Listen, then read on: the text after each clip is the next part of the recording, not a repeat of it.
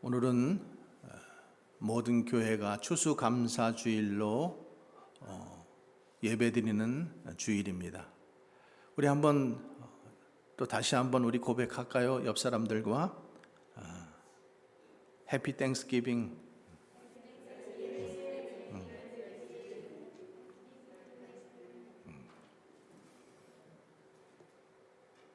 한 해 동안 베풀어 주신 은혜에 감사하는 날이죠.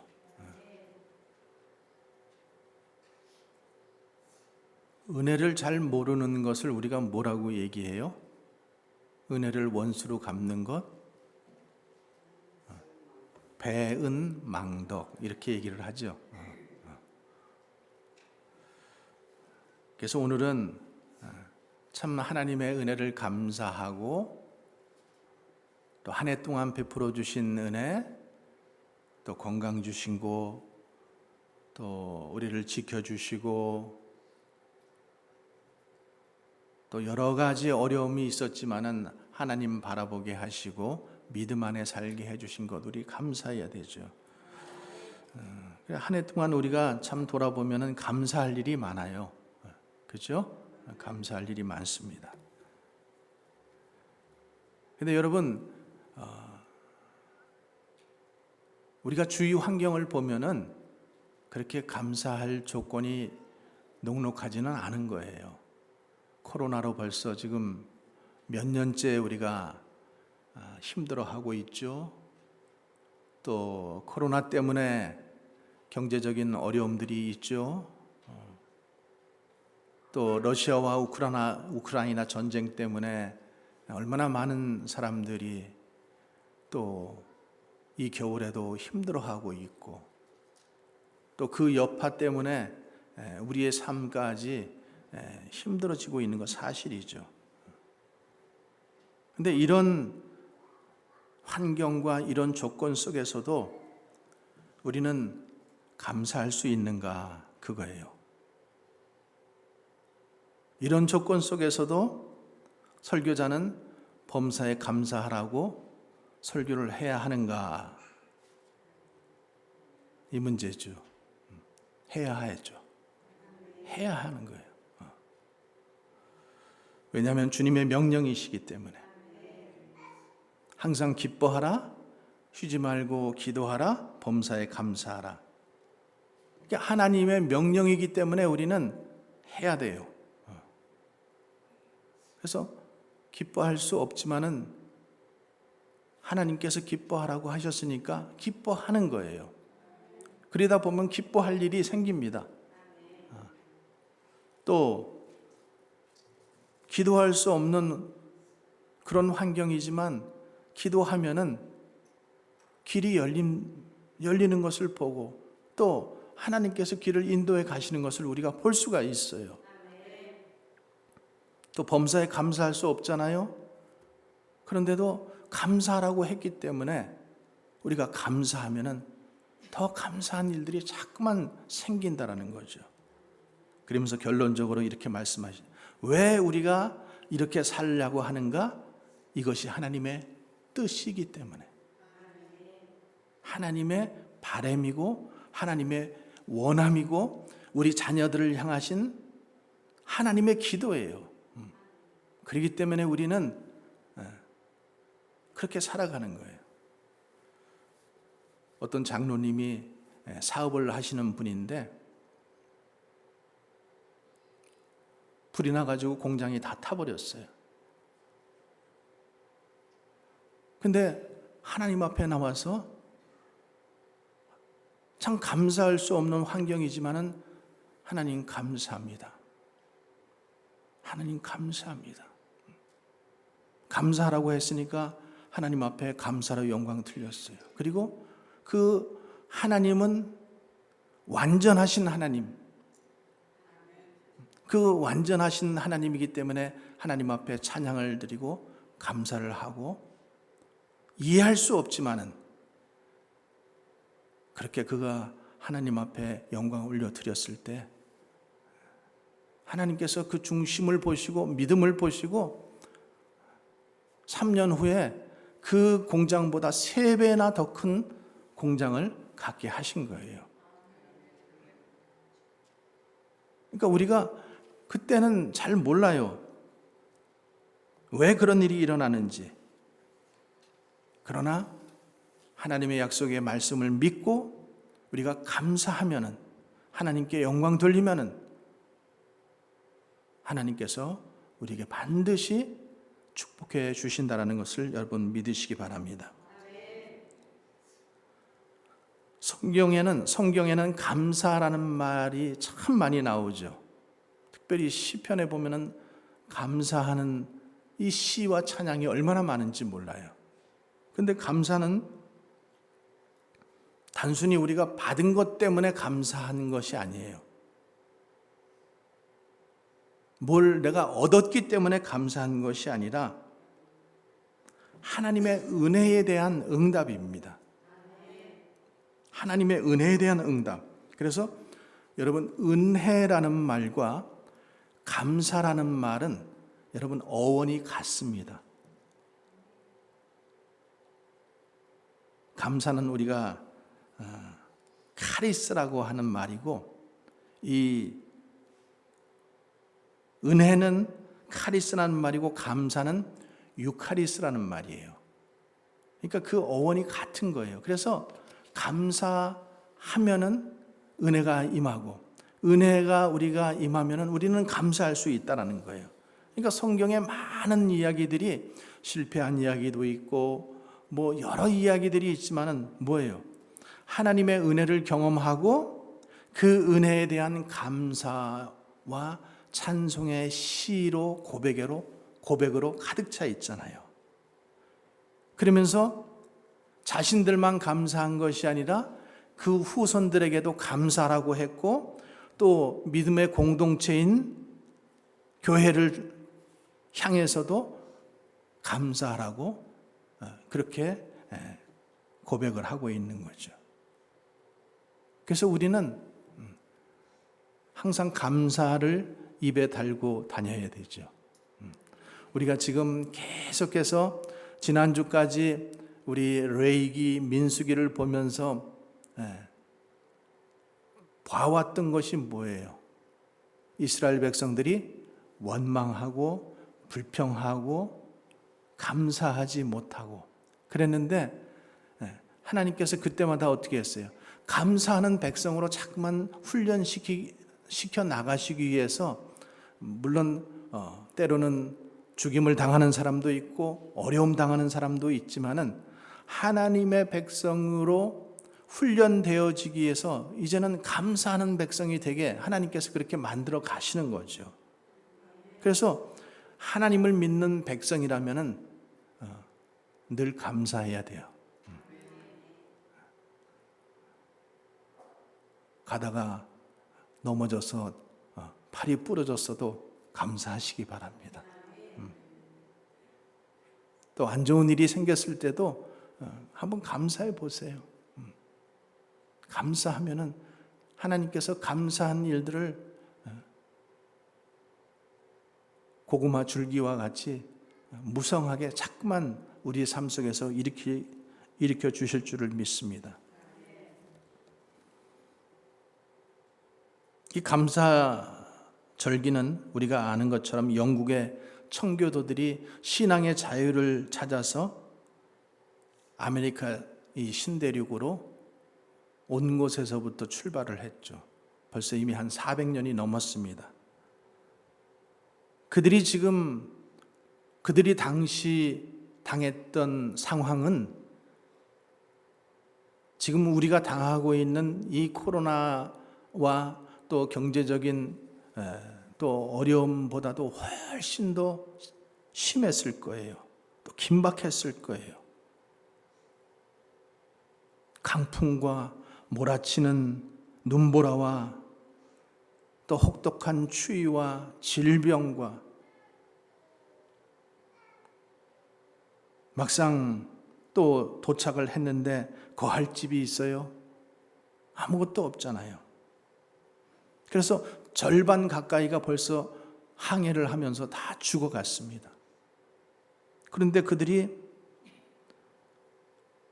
1620년 12월 26일 그 플리머스 해변에 도착했을 때에 그때는 그 해변가가 얼어붙었고 추위로 정말로 추운 그날이었지만은 그들이 무사히 도착하게 하신 것에 감사하고 바위를 끌어안고 눈물과 환희에 뒤섞인 채 시편 100편으로 하나님께 감사를 올렸던 것을 볼 수가 있습니다. 그래서 감사함으로 그 문에 들어가며 찬송함으로 그 궁정에 들어가서 그에게 감사하며 그 이름을 송축할지어다. 우리가 함께 불렀던 찬송이지요. 여호와는 선하시니 그 인자하심이 영원하고 그 성실이 대대에 이르리로다. 117일 동안 그들은 굶주림과 또 눈보라와 또 질병의 위협과 동료들의 죽음 가운데에서도 그들은 감사로 모든 것을 고백을 했어요. 그래서 그들이 감사의 신앙으로 위기를 극복했던 것을 우리는 보아야 합니다. 그래서 추수감사절 그러면은 신앙의 자유를 찾아서 청교도들이 왔던 것으로부터 이게 시작된 것이 아닌가, 우리는 이런 오해를 해요. 물론 이것이 이렇게 해서 법으로 정해져서 링컨 대통령 때부터 이제 추수감사절로 미국에서는 지키기로 하고 또 이것을 본받아서 많은 나라들이 지키고 있습니다. 그러나 추수감사절의 유래는 성경에 있습니다. 성경에. 그래서 하나님께서 벌써 이미 구약 속에서 너희들이 감사의 제사를 드리라, 또 특별히 우리가 주목해서 본다 그러면은 신명기 26장에 보면 이렇게 되어 있어요. 신명기 26장. 제가 한번 찾아서 같이 읽어보도록 하겠습니다. 신명기 26장 1절에 보면은 내 하나님 여호와께서 내게 기업으로 주어 차지하게 하실 땅에 내가 들어가서 거기에 거주할 때에, 하나님께서 이렇게 말씀하시면서 내 하나님 여호와께서 내게 주신 땅에서 그 토지의 모든 소산에 맛물을 거둔 후에, 맛물은 뭐예요? 첫 소산이죠. 만물을 거둔 후에 그것을 가져다가 광주리에 담고 내 하나님 여호와께서 그의 이름을 두시려고 택하신 곳으로 그것을 가져가서 그때 제사장에게 나아가 그에게 이르기를 내가 오늘 당신의 하나님 여호와께 아뢰나이다. 내가 여호와께서 우리에게 주시겠다고 우리 조상들에게 맹세하신 땅에 이르렀나이다 할 것이요, 제사장은 그 손으로 그 광주리를 받아서 내 하나님 여호와의 제단 앞에 놓을 것이며. 그래서 여러분들도 지금 이 신명기의 말씀처럼 오늘 이렇게 아름다운 곡물들을 가지고 이렇게 제단 앞에 놓았잖아요. 근데 참 어렸을 때 우리 신앙의 그 모습을 보면은 우리가 이렇게 특별히 추수감사절 교회에 나갈 때는 엄마가 계란이라도 하나씩 손에 쥐어줬어요. 또 쌀도 한 숟갈씩 해가지고 주시기도 하시고, 또 뭐 곡물 하나, 과일 하나, 이것 들고 주일학교에 나왔던 거예요. 그래서 이 앞에 쌓아놓고 하나님 앞에 감사를 드렸어요. 근데 요즘 시대는 이제 농경 시대가 아니다 보니까 그런 것에 대한 것들이 좀 이렇게 희미해졌어요. 오늘 주님 앞에 감사의 예물을 한번 여기다 갖다 드린 분이 있으면은 또 손 들어보라 그러면 시험 드니까 제가 손은 들라고 안 하겠습니다. 근데 뭘 말씀드리려고 하는 거냐면, 그냥 이렇게 교회의 행사적인 것으로 우리가 가다 보니까 군중 속에 묻혀서 그냥 가버린다라는 거죠.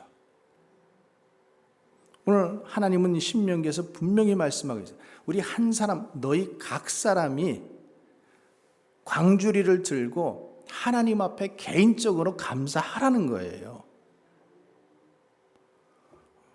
혹시 몰라서, 아직 신앙이 옅어서 몰라서 못하신 분들은 내년부터는 꼭 그렇게 하시기 바랍니다. 너희 광주리를, 너희 소산의 만물을.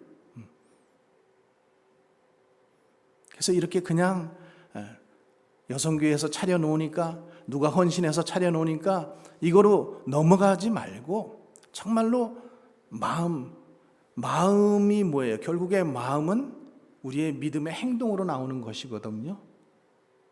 하나님 앞에 감사로 드리라. 물질로 그냥 하나님 앞에 추수감사 헌금 한번 드리면 끝나지, 이렇게 하지 말라는 거예요. 정말로 감사할 수 있기를 바랍니다.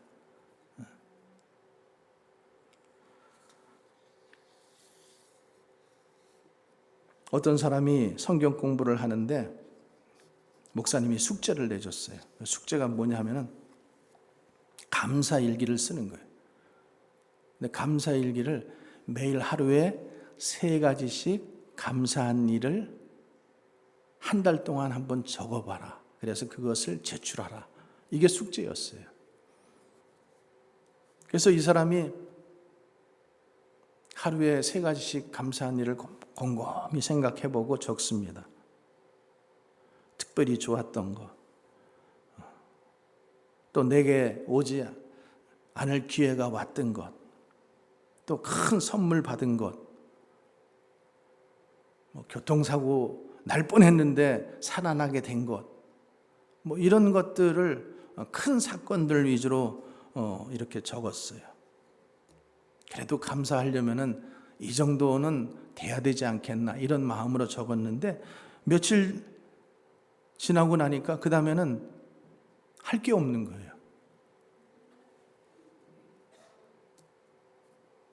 그래가지고 머리를 짜매고 머리를 기름 짜듯이 짜는 거예요. 이거 해야 되는데. 그래가지고는 그렇게 하다 보니까 내가 아침에 눈 뜬 것도 참 감사한 것이고, 왜? 내가 전날 죽었으면은 아침에 눈을 뜨지 못하잖아요. 또 이 새날 주신 것 감사하고, 그래서 그런 것에서부터 시작하니까 먹을 수 있는 것 감사하고.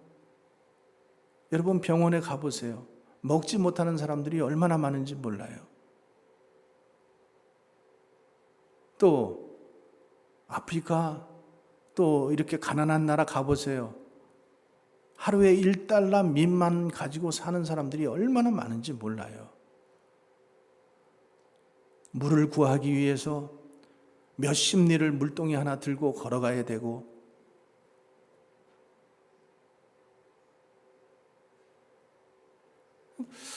제가 선교하면서 항상 좀 궁금했던 거는, 이 아프리카에서 이렇게 거기도 농사를 져요.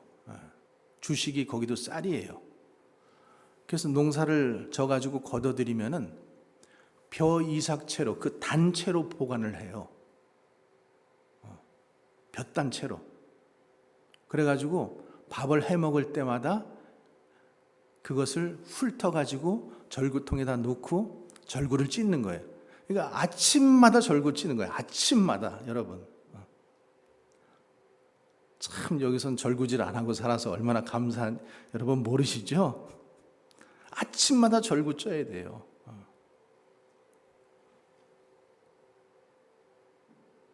아침마다 불 펴야 돼요. 아궁이도 제대로 없어요. 돌 3개 올려놓고 시커먼 솥 그거 올려놓고 그냥 거기다가 그 절구 찌인 거 가지고 쪄야지 껍데기가 벗겨지잖아요. 그러니까 그렇게 해야지만은 또 키질 하고, 그렇게 해서 참 이렇게 편안한 데서 사는데도 감사가 없다면은 한번 아프리카 한번 가봐야 돼요. 그럼 내가 얼마나 복받은 사람인지를 아마 알게 될 거예요.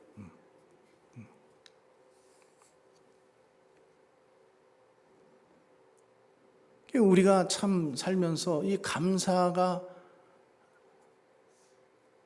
자꾸만 없어지고 마음이 딱딱해지고 감사한 마음, 감사한 신앙을 잃어버리는 그런 시대 속에서 지금 살고 있습니다. 그래서 바울은 로마서에서 이렇게 말씀하고 있어요. 하나님을 알되 하나님을 영화롭게도 안 하고 감사치도 않고 오히려 그 생각이 허망하여지고 미련한 마음이 어두워졌다.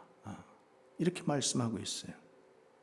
감사하지도 않을 뿐만 아니라 생각이 허망해지고 미련한 마음으로 그 마음 자체가 어두워졌다라고 얘기하는 거예요.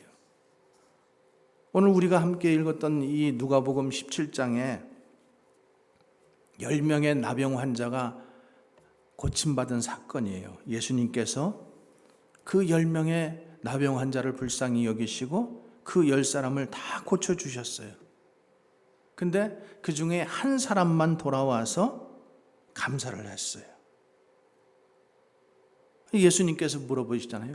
10사람이 다 깨끗함을 받았는데 그 9은 어디에 있느냐? 그 9은 어디에 있느냐? 주님이 지금 이렇게 물어보시는 거예요.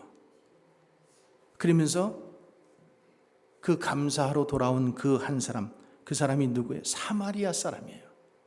당시 상종도 하지 않는 완전히 천대받던 사람, 사마리아 사람, 그 사람 한 사람만 돌아와서 예수님의 발 앞에 엎드려서 감사했어요. 그때 예수님께서 누가복음 17장 19절에 이렇게 말씀하십니다. 내 믿음이 너를 구원하였느니라. 여러분, 무슨 의미입니까? 내 믿음이 너를 구원하였느니라. 육신의 나병만 치료함 받은 것이 아니라 내 믿음이 너를 구원하였다. 내 감사가 너를 구원하였다 이렇게 말하지 않아요. 내 믿음이 너를 구원하였다. 그러니까 이 감사하다라고 하는 것과 믿음이라고 하는 것과 구원이라고 하는 것은 하나로 연결되어 있는 것을 볼 수가 있어요. 주님의 말씀을 다시 한번 기억해 보세요. 내 감사가 너를 구원하였다. 내가 감사하였기 때문에 너를 구원해 준 것이 아니라 내 믿음이 너를 구원하였다. 근데 그 전에 뭐가 있어요? 감사가 있었다라는 거죠. 그러니까 감사는 믿음이 없이는 할 수 없는 거예요. 믿음이 있기 때문에 감사할 수 있어요. 믿음과 감사와 구원은 하나입니다. 우리가 살다 보면은 당연하게 여기는 것들이 너무나 많죠. 또 감사하다는 말에 인색한 사람들을 우리가 볼 수 있어요. 근데 그들의 공통점은 뭔가 하면은 자신에게 베풀어진 것을 너무나 당연하게 생각하는 거예요. 자신들이 그것들을 받을 자격이 있다라고 생각하는 사람들이에요.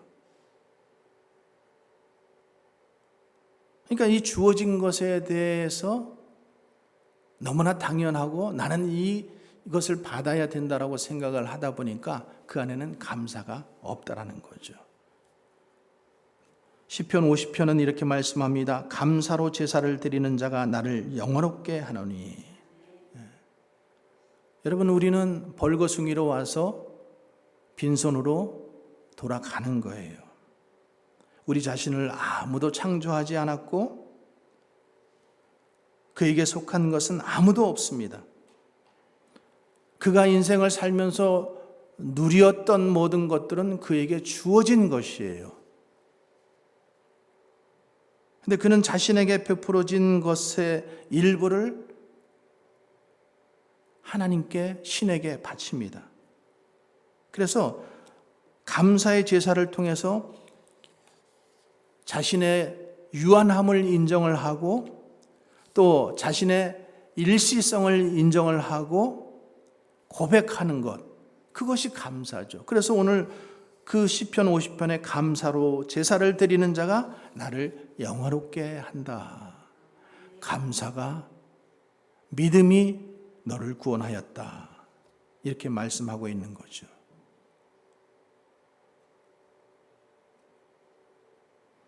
옛 앵글로 섹슨 영어에서 thankful, 감사가 넘친다라는 말이 있어요.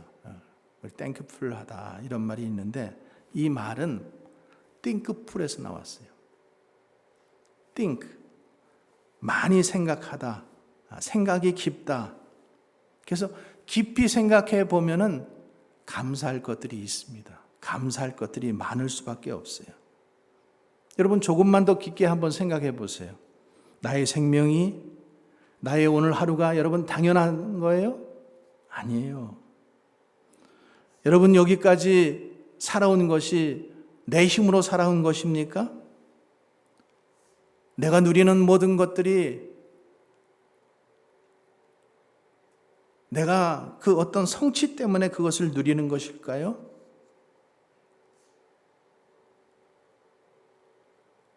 인간의 품위를 가장 떨어뜨리는 것은 감사를 모를 때입니다. 감사한 것을 모를 때. 여러분 동물도 감사하면은 감사한 것을 표현을 해요. 그런데 사람이 감사한 것을 모를 때는 짐승만도 못한 거죠. 오늘 예수께 돌아와 감사를 표한 이 사마리아 사람, 나병 환자, 이 이야기를 말해주면서 감사가 우리를 구원하고 인간을 더 높고 품위 있게 한다는 사실이죠. 그래서 예수님께서 물으시는 거예요. 그 9은 어디 있느냐? 똑같이 고침을 받았는데 그 9은 어디 있는가? 여러분들은 고침받은 그 9명 중에 한 사람 안 되기를 바랍니다. 박인걸 씨의 시에 보면은 주님 감사합니다라는 시가 있어요. 한 쌍의 비둘기처럼 오래된 둥지에서 아내와 함께 오손도손 살아온 나를 감사합니다. 뒷바라지 힘들어도 현관에 뒹구는 자식들 신발을 보면 마음으로 기댈 수 있어 감사를 드립니다. 아침마다 깨어날 때면 아직도 내 심장이 뛰고 있고 푸른 하늘을 볼 수 있음을 감사합니다. 서로 아껴주는 아름다운 마음을 가진 이웃들과 언제나 함께 있어 감사합니다. 햇국밥을 지어 푸성기 반찬 얹어서 먹을 때마다 풍성한 양식에 감사드립니다. 하늘에서 땅으로 내려와 주님의 목숨과 나를 맞바꾸어 영원한 생명을 주시니 감사합니다. 여러분들도 이런 감사를 느끼십니까? 전도자 바울은 감사하라고 말하면서 내가 다시 말하노니 항상 기뻐하라, 그리고 감사하라. 아무것도 염려하지 말고 다만 모든 일에 기도와 간구로 너희 구할 것을 감사함으로 하나님께 아뢰라. 그리하면 모든 지각에 뛰어나신 하나님의 평강이 그리스도 예수 안에서 너의 마음과 생각을 지키신다라고 이렇게 말씀하고 있어요. 또 바울은 감사하는 말을 하라고 했어요. 감사하는 말을 하라. 에베소서 5장 1절에서 3절에 그러므로 사랑을 받는 자녀같이 너희는 하나님을 본받는 자가 되고 누추함과 어리석은 말이나 희롱의 말이 마땅치 아니하니 오히려 감사하는 말을 하라. 누추한 말, 어리석은 말, 희롱하는 말은 우리에게 마땅한 말이 아닙니다. 하나님을 믿는 하나님의 백성들에게는 이 말은 합당한 말이 아니에요. 감사하는 말을 많이 하시기 바랍니다. 또 바울은 감사하는 사람이 되라고 말씀하고 있어요. 감사하는 사람이 되라. 그리스도의 평강이 너희 마음을 주장하게 하라. 너희는 평강을 위하여 한 몸으로 부르심을 받았나니 너희는 또한 감사하는 자가 되라. 그리스도의 말씀이 너희 속에 풍성히 거하여 모든 지혜로 피차 가르치며 권면하며 시와 찬송과 신령한 노래를 부르며 감사하는 마음으로 하나님을 찬양하고 또 무엇을 하든지 말에나 일에나 다 주 예수의 이름으로 하고 그를 힘입어 하나님께 감사하라.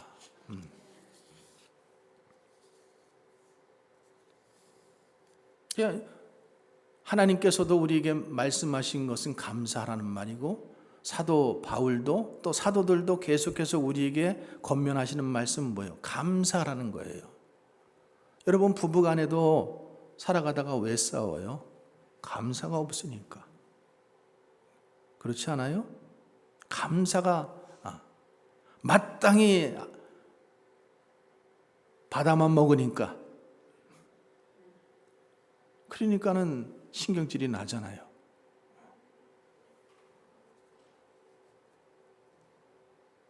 그래서 감사의 삶을 살고 우리가 감사하면서 살아야 되는데 그 자꾸만 이 마음이 딱딱해지고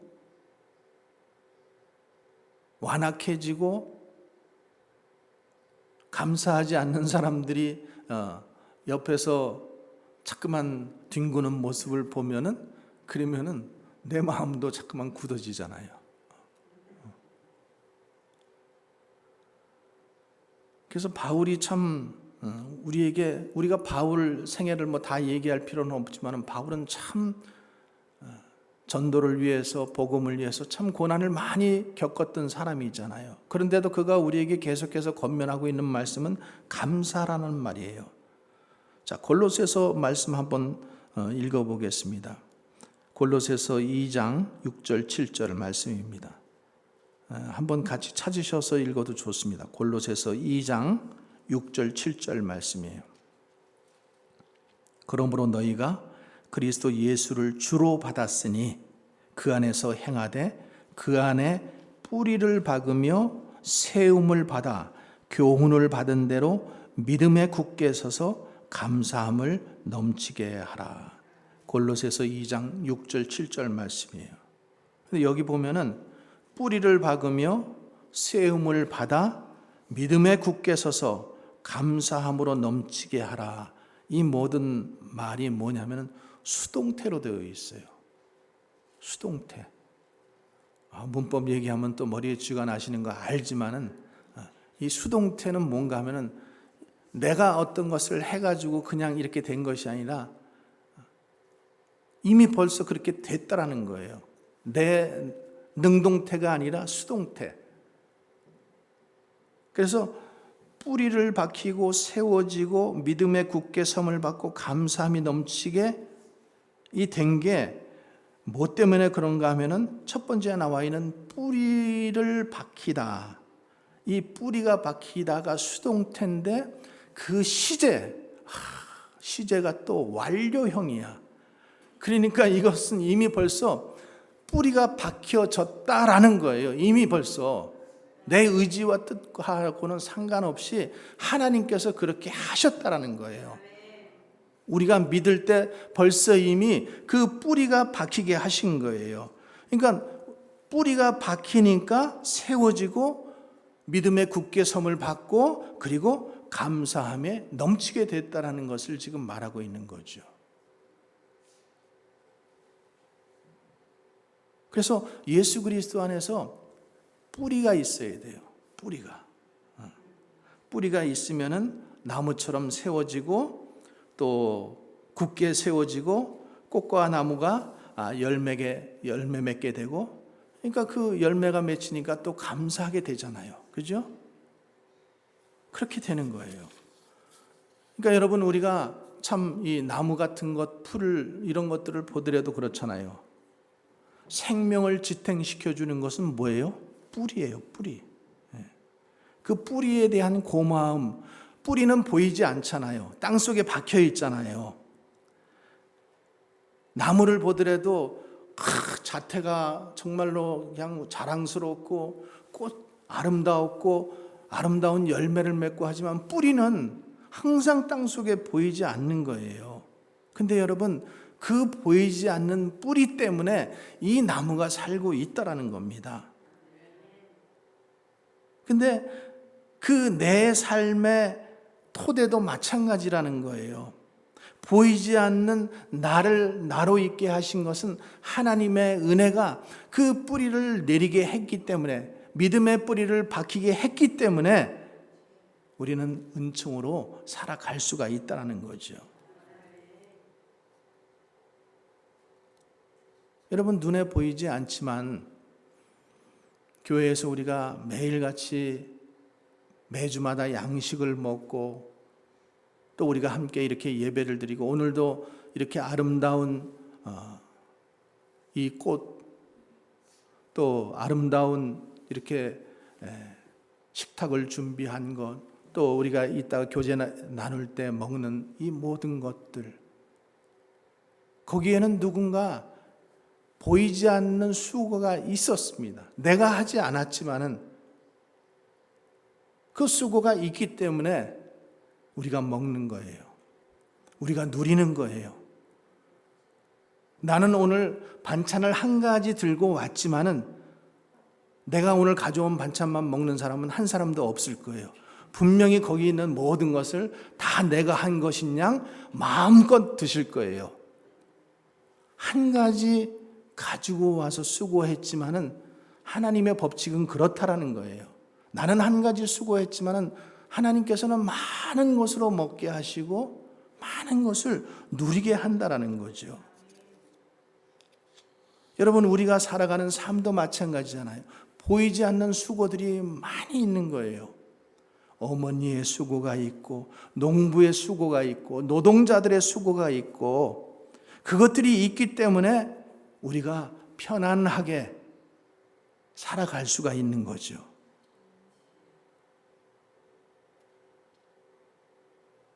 그래서 눈에 보이는 것, 그게 항상 다가 아니라 눈에 보이지 않는 뿌리, 눈에 보이지 않는 수고, 우리가 거기에도 감사할 줄 알아야 되는 거죠. 그래서 오늘 우리가 하나님께만 감사할 것이 아니라 여러분들이 고마운 사람들을 한번 떠올려 보세요. 한 해 동안. 그리고 그 사람들에게 고맙다고 말하시고, 고맙다고 편지라도 한번 써서 보내보시고, 또 고맙다고 전화라도 한 통화 해보세요. 그것이 우리가 추수감사절 날 하나님께 당연히 감사해야 되지만은 고마운 사람들에게 고마움을 전하는 것도 하나님의 뜻인 줄 믿으시기 바랍니다. 마지막으로 감사는 나누는 거예요. 나누어서 완성되는 거예요. 바울은 내가 나된 것은, 내가 사도가 된 것, 이 모든 것들이 다 하나님의 은혜로 된 것이라고 그렇게 고백하고 있어요. 그러면서 하나님의 은혜가 내게 족하다. 그 은혜가 있으면은 내가 살아갈 수 있다. 그래서 바울은 항상 그 은혜를 많이 얘기했어요. 여러분, 선물은 나누어야 기쁨이 있잖아요. 그죠? 나눌 때 기쁨이 있는 거예요. 내가 선물 받았는데 골방에 들어가서 혼자 그 열어보고 혼자서 기뻐하는 사람들은 아무도 없을 거예요. 가족들하고 다 같이 앉아서 그것을 뜯고 같이 기뻐하는 거예요. 우리가 하나님께 은혜의 선물을 받았잖아요. 내가 잘해서 받았습니까? 내가 잘나서 받은 것입니까? 아니라는 거죠. 하나님의 그 은혜는 하나님께서 일방적으로 우리를 사랑하셔서 우리에게 주신 것이 은혜잖아요. 근데 그것을 나누라는 거예요. 나누라. 그래서 나누라는 것이 바로 뭐예요? 내가 축복의 저수지가 되지 말고 축복의 통로가 되라는 거예요. 통로. 나만 축복받고 계속해서 그냥 모아놓기만 하면 안 된다는 거죠. 자꾸만 통로가 되는 거예요. 나를 통해서 축복이 흘러가게 해야 되는 거예요. 그래서 바울이 소망 중에 즐거워하며 환난 중에 참으며 기도에 항상 힘쓰며 성도들의 쓸 것을 공급하며 손대접하기를 힘쓰라, 이렇게 말씀하고 있어요. 손대접하기를 힘쓰시기 바랍니다. 초대교회 교인들이 항상 가정에 세 가지를 준비해 놨어요. 양초와 담배와, 무슨 말이야? 양초와 담요와, 조는 사람이 있는가 한번 제가, 양초와 담요와 또 빵을, 이 세 가지를 항상 준비해 놓은 거예요. 왜냐하면 나그네가 가다가 도움을 요청할 수 있기 때문에. 그래서 나그네가 문을 두드리면은 그것을 주는 거예요.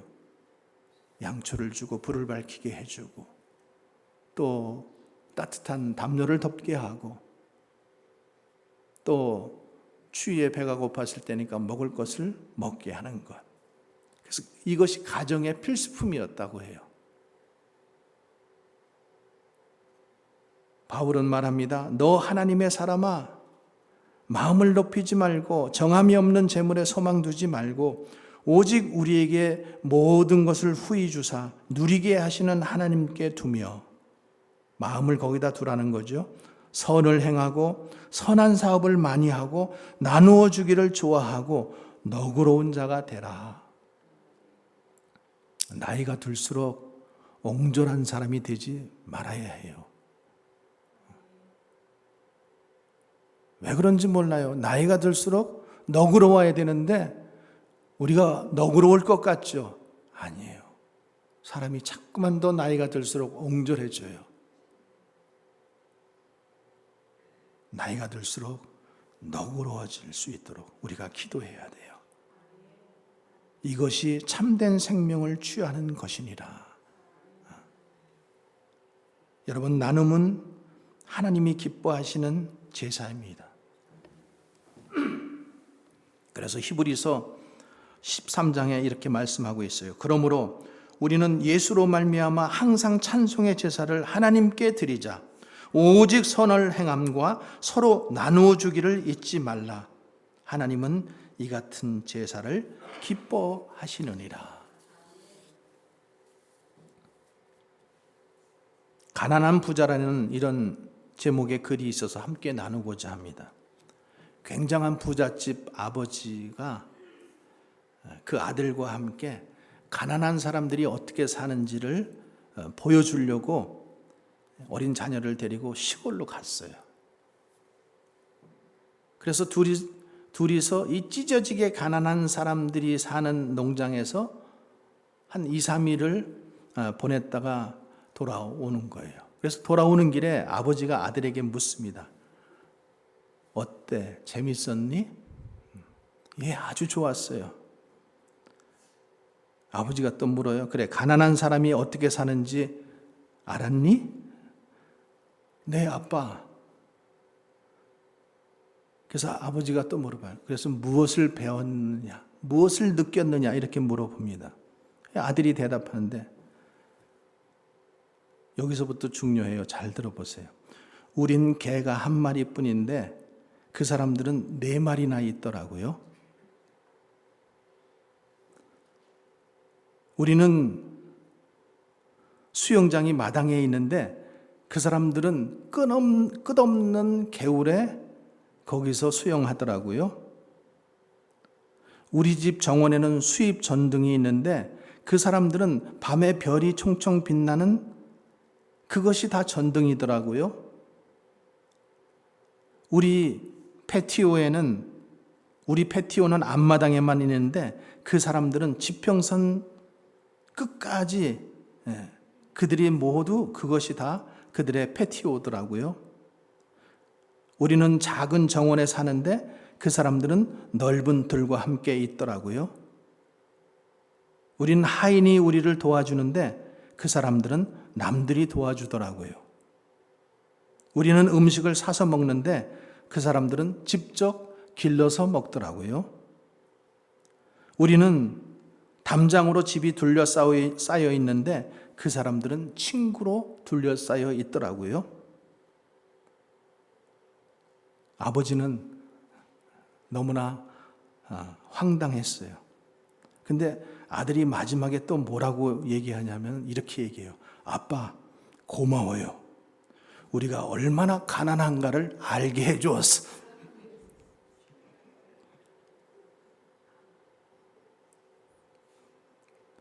여러분들은 가난하십니까? 풍요로우십니까?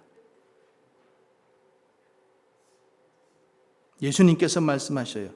그러므로 내가 너희에게 이르노니 목숨을 위하여 무엇을 먹을까 마실까 몸을 위하여 무엇을 입을까 염려하지 말라.